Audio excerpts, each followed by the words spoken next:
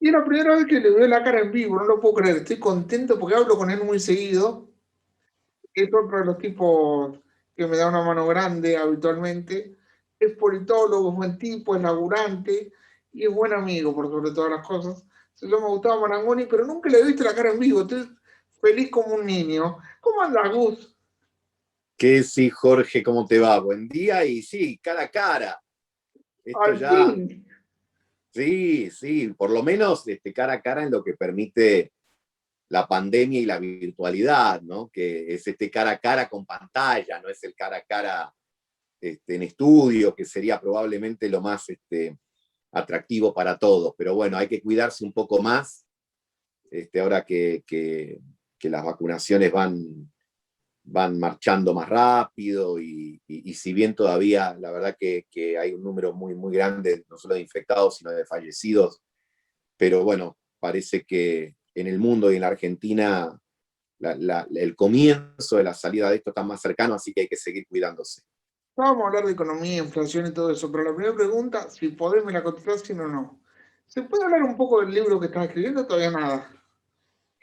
Sí, sí, en realidad es un capítulo de un libro de relaciones internacionales que tiene vinculación bastante con el tema de la pandemia, la política, la sociedad de la vigilancia, el tema de cómo en nuestra vida cotidiana como ciudadanos, pero también en el tema de los estados, ¿no? A partir de todo lo que tiene que ver con esta coyuntura de la pandemia, de lo que se implementa, digamos, para mejorar todo lo que tiene que ver con las restricciones a la salud, pero a la vez los riesgos que también supone el tema tecnológico sobre cuestiones vinculadas a la vida cotidiana. Como todo, creo que la tecnología requiere de una mirada política y de tener presente ese equilibrio entre todos los aportes positivos que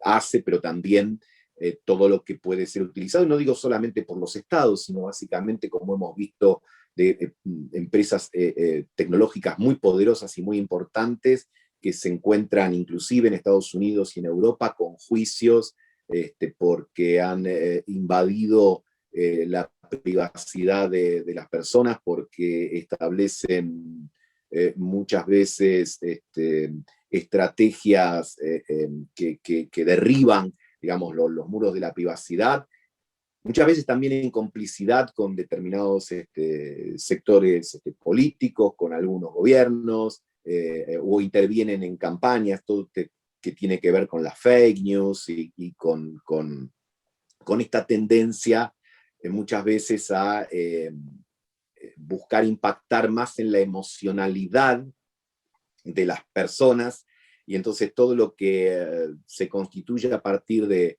enormes bases de datos y los famosos algoritmos que de alguna manera van buscando predecir conductas, bueno, a veces se pasan las fronteras de lo legalmente permitido, así que tiene que ver con todo eso.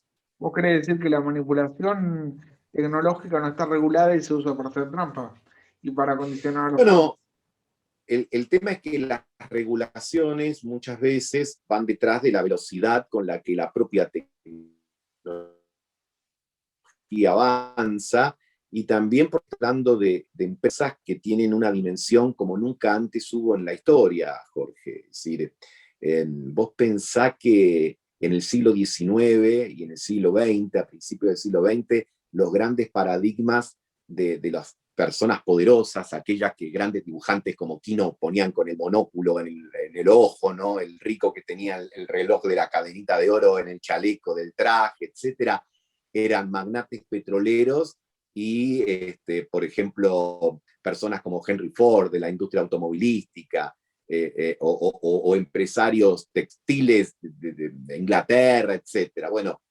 cuando uno lo ve desde este presente, parecen personajes muy pequeños frente a lo que pueden ser un Zuckerberg de Facebook o empresas como WeChat en China, con todo lo que controlan, ¿no? Vos pensás que hoy empresas que tienen la posibilidad de administrar redes sociales en las cuales millones de personas vuelcan voluntariamente la información, y en otros casos no tan voluntariamente, pero viste cuando ingresás a una página y te dice, ¿acepta usted la política de cookies? Y vos no vas a leer 800 páginas, das el acepto. No sabés bien qué estás aceptando, pero muchas veces aceptás que tengan acceso a una serie de informaciones tuyas respecto a tus gustos, tus compras, tus me gusta, tus no me gusta. La otra vez hablaba con alguien que trabaja en estas empresas, no en un rango directivo, pero sí en un rango intermedio. Nosotros antes sí ellos se van a divorciar. Dice, porque nosotros podemos hacer estudios de todas sus pautas de consumo, de todos sus seguimientos, de sus rechazos, etc. Entonces estamos frente a sectores que manejan un volumen de información extraordinario, que además, por supuesto, en el contexto de una economía capitalista, esa información representa dinero. Las bases de información, las bases de datos se comercian. Muchas veces vos recibís mails o recibís mensajes que coinciden mucho con tus gustos. Y vos decís, ¿cómo saben ellos que yo estoy buscando esto, que me interesa tal o cual cosa? Entonces estamos frente a un nuevo estadio del capitalismo, que se lo conoce como capitalismo del conocimiento, o yo diría que es la era de los datos, la era de la información. Ahora, claro, eso requiere una mirada más estructural y una mirada más política, porque vos fíjate, en nuestro país, en Argentina, muchas veces se ha popularizado ese dicho que dice, dato mata relato, ¿no? A lo mejor lo escuchás. De un lado y del otro. Y vos decís, no es cierto, porque detrás de esa idea está que el dato es algo firme, es algo objetivo y es algo indiscutible que mata cualquier tipo de argumentación.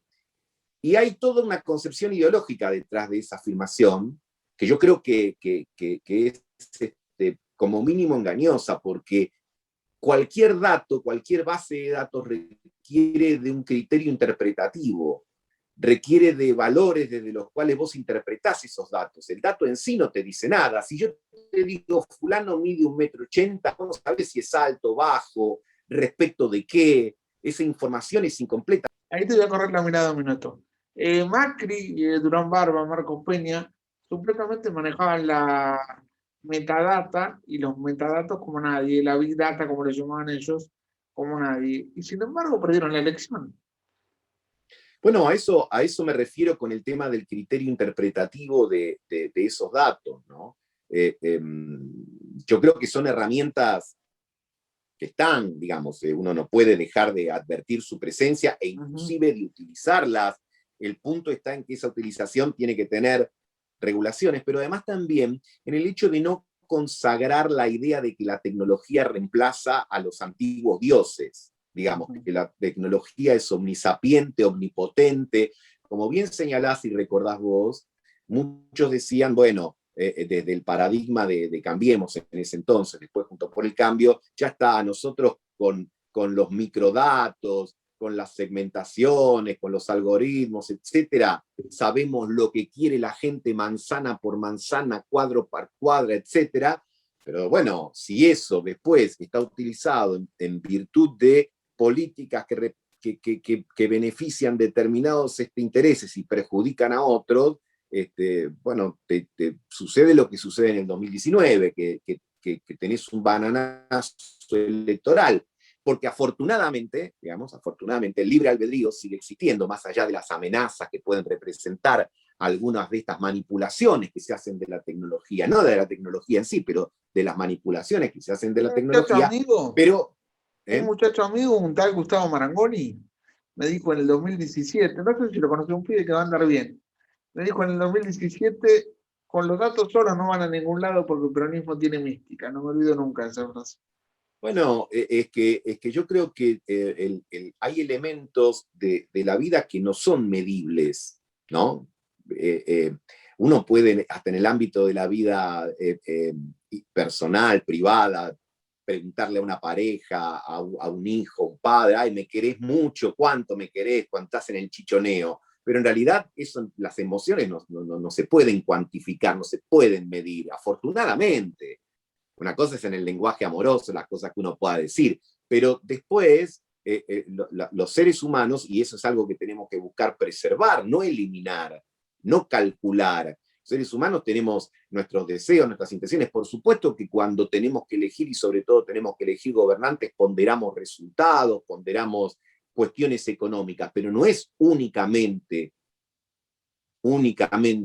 el elemento que se cuenta, porque hay cuestiones que están vinculadas con pertenencias a sectores sociales, a culturas, a tradiciones, a pertenencias, ¿no? Entonces, me parece que todo eso hay que involucrarlo, hay que tener una mirada más compleja. Bueno, voy a cambiar de tema porque prometí 15 minutos y me voy a pasar dale, 10 minutos más y no, no quiero fallar a la palabra.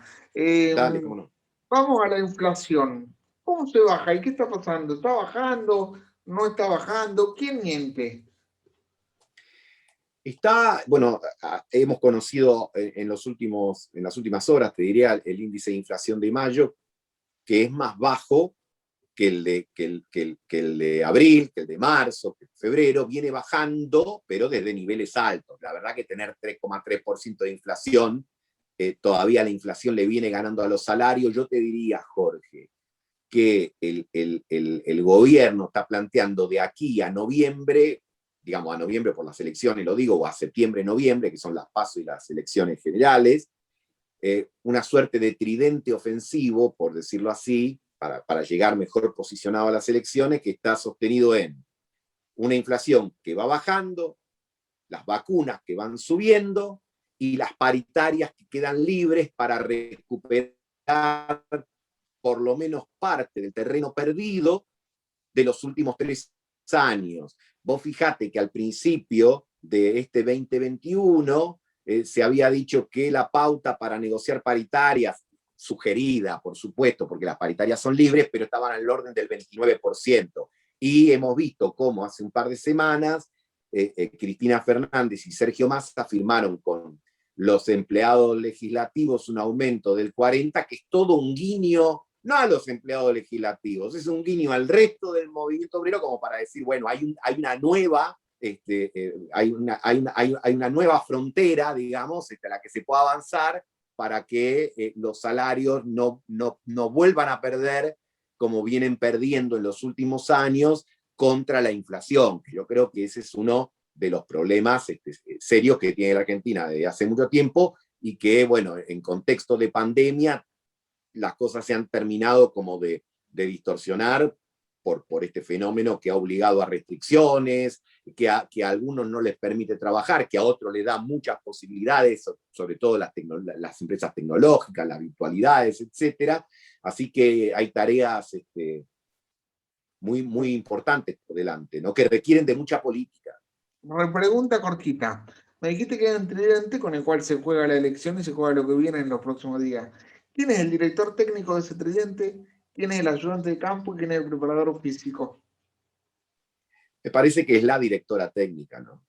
Me parece que Cristina tiene el liderazgo político del frente de todos. Esto me parece que está evidenciado de manera muy clara y Alberto Fernández es el liderazgo de la gestión, pero el liderazgo político marca la cancha. De hecho, en temas que también hacen a la gestión, como lo hemos visto en la discusión de los subsidios, donde a lo mejor el ministro tenía algunas ideas y luego se impusieron otras, porque, bueno, la naturaleza de los gobiernos últimos en la Argentina, que se denominan coalicionales, bueno, hacen que se llegue con una variedad, digamos, de instrumentos a los que después lleva tiempo afinarlos, ¿no? Para que de alguna manera empiecen a generar melodías. Ya te había escuchado decir esto, por eso voy a profundizarlo. ¿Vos estás de acuerdo con estas decisiones o no? En lo personal, de tu visión personal. No se trata de estar de acuerdo, no. Primero uno describe lo que le parece, que yo no estoy diciendo que lo que yo digo es. es como lo veo yo. Dale, A Gustavo, mí tenés me... experiencia, conocés a los jugadores, dale. Si vos lo decís porque estás sí, viendo algo que no, bueno, conocés. pero a ver, yo lo que te diría es, después de noviembre, después de las elecciones, hay tareas que hay que llevar adelante, ¿no? Yo creo, entiendo los momentos electorales porque uno sabe que para ser coherente con lo que venimos hablando ahora, política y economía tienen digamos, que armonizarse y la mirada de la política y sobre todo en un año electoral prima y algunas decisiones puestas bajo ese cristal uno las comprende y creo que las ha comprendido el propio ministro de Economía, que ha demostrado que no es un profesor solo de Columbia, porque ha tenido que aprobar Sapo 1 y Sapo 2, que son las cosas que te pasan cuando haces política, digamos, que no siempre se hace lo ¿Querés que que... te cuente lo que te pasó en el Banco Provincia con respecto a los sapos? ¿No? Bueno, pero entonces digo, vos tenés Y hubo un tipo que se la bancó bien, fuiste vos ahí, ¿eh? y Vamos. bueno, pero si no sos un tecnócrata y no entendés las cosas, ahora cuando comprendés que sos parte de un elenco político, no decís esto es así si no me voy. Bueno, lo matizás. Ahora, eso no quita que algunas cuestiones que, por ejemplo, plantea el ministro Guzmán, después de noviembre van a tener que tener una jerarquización. Yo creo, Jorge, que el tema de la inflación, por más que los próximos meses probablemente esté más tranquila, igual es un demonio que está lejos de ser dominado y vamos a tener que poner cañones más poderosos para poder responder a esa situación. Y también, de alguna manera, tratar de armonizar lo que algunos quieren poner como separado. Mirá, la política es oferta y demanda, la política es distribución e inversión. Nosotros no podemos divorciar esos matrimonios. Acá te dicen, vos que estás a favor de la inversión o a favor de la demanda, a favor del Estado o a favor del mercado. ¿Por qué me querés hacer elegir si es mejor tener buen sexo o comer bien? Yo quiero las dos cosas, Sos un ¿no? genio, sos un Como, genio. como creo que todo el mundo. No voy a agregar nada más porque sos un genio. Mira, te podría hacer 40.000, pero dije 15 y voy 18. Así que me voy a portar como corresponde y te voy a decir, cerrá como vos quieras. No, eso, bueno, primero, como siempre, agradeciéndote la generosidad que me das en tus espacios. Y en segundo término, eso, yo creo que cualquiera fuese el resultado electoral, lo importante es tratar de aprovechar, siempre mirar positivamente las alternativas que nos abre este mundo. eh, eh, y creo que hay que tratar de aprovechar para hacer algunas tareas que llevamos pendientes hace mucho tiempo. Esta década que hemos comenzado, la década digamos, la tercera década del siglo, tiene que ser mejor que la anterior porque venimos con 10 años de estancamiento. Entonces tenemos que ver de qué manera, y para salir del estancamiento necesitas tres elementos: crecer, estabilizar y distribuir. Y los tres van juntos, porque no podés crecer y no distribuir, no podés distribuir sin crecer, y no podés ni crecer y distribuir si estás en un marco de una inflación muy grande. Entonces, para cerrar con lo que decía antes, el tridente ofensivo para esta coyuntura es la que mencionamos antes, ¿no? Más libertad a la paritaria, más vacunas y lo que tiene que ver con bajar la inflación. Pero el tridente ofensivo más estructural y de largo plazo de la Argentina tiene que ser crecer, estabilizar y distribuir en una mirada estratégica que nos permita tomar del mundo las oportunidades que nos da el comercio con China, las vacunas que vienen de Rusia, las inversiones que pueden venir de Europa y de los Estados Unidos y, por supuesto, el enorme potencial de nuestra propia nación. La última para contestar cortito, con una sola palabra o con dos. Si la elección es mañana, ¿quién la gana, la legislativa, la de 2021? Me parece que hay una ventaja para el oficialismo porque creo que tiene un piso electoral más alto y por estos elementos que va a poner en juego, ¿no? De todas maneras, me da la impresión, pero esto es muy especulativo, Jorge, porque falta todavía conocer los nombres de los candidatos, las candidatas, no los conocemos todavía, pero me da la impresión que no sé si va a haber grandes cambios en el mapa del Congreso. No me da la sensación de que haya una elección que diga, wow, cuánto cambió. Vamos a ver, ¿no? Porque por supuesto que hay un sector de la población que todavía no sabe. Vos sabés que hay un 60-70% de la población que ya tiene decidido su voto, no lo va a cambiar, pase lo que pase. Ahora, hay otros que siempre son los que dejan más para último momento sus decisiones, y esto no es criticable. Cada uno en la vida encara las cosas de una manera que no tiene que ser enjuiciada por los otros. Hay gente que tiene lealtades que van más allá de resultados y uno tiene que respetar esas militancias, esos compromisos ideológicos. Y hay otros que tienen más lejanía respecto de esas conductas y definen por otras cosas. Bueno, viene el momento donde hay que percibir bien qué es lo que quieren, porque me parece que fundamentalmente están esperando la esperanza del futuro, es decir, ayúdame a creer, tirame sobre la mesa cosas que a mí me permitan decir, dale, creo y vamos para adelante. Dale, te mando un abrazo, te mando un beso, te agradezco mucho el tiempo y no me tenés que agradecer nada porque lo mío con vos no es generosidad, es cariño por no usar la palabra amor para no comprometerte. Porque realmente por un tipo como vos yo siento un profundo amor. Y lo digo públicamente y para millones de personas, porque vos sos de esos tipos que están en todas y eso hay que reconocerlo. La lealtad es un valor que la gente ha perdido. Marangoni no lo perdió. Gracias. Fuerte abrazo, Jorge. Te quiero, Gus. Beso. Al final del túnel, info en estado puro.